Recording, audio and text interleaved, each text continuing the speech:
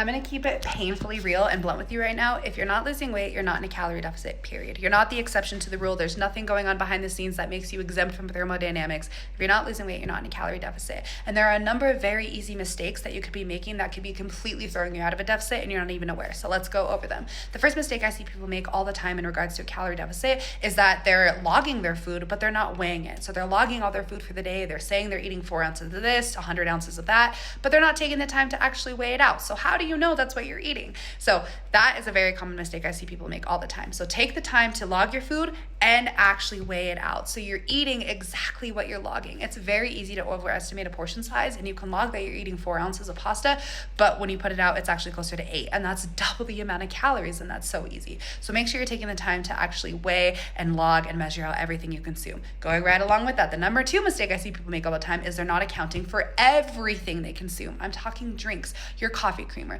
the extra bites you have off your kid's plate, cooking oils, sauces, all of those you don't think add up, but they really do really fast. And a calorie deficit is only like 300 to 500 calories less than you maintenance. If you add in all those sips of this, coffee creamer there, cooking oils there, bites off your kids' food there, that's easily 500 calories and you're back at your maintenance. So make sure you track and account for everything. The third biggest mistake I see people make all the time is they go on a walk, they go to the gym, they do whatever, and their fitness watch or the machine at the gym says they burned 300 to 400 calories, so they eat those on top of your deficit. No, absolutely not. Do not do this. When you figure out your calorie deficit, you put in there how active you are, and it gives you additional calories based on your activity level. So if you're more active, you're already eating more calories. So stick to your calorie deficit no matter what. If you eat the additional calories, your fitness watch, which is really incorrect and overestimates how many calories you burn, if you eat those back, that's enough to put you out of a maintenance and you're eating too much. So stick to your calorie deficit no matter what. The last mistake people make all the time is they're just not consistent enough. You do not have to be perfect. You do not have to be perfect,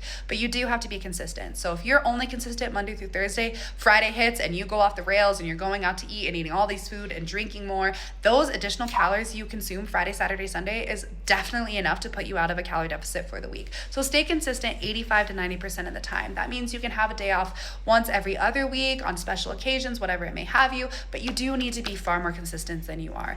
These mistakes are very, very simple to correct, and if you consistently eat in a calorie deficit, you will lose weight, I promise.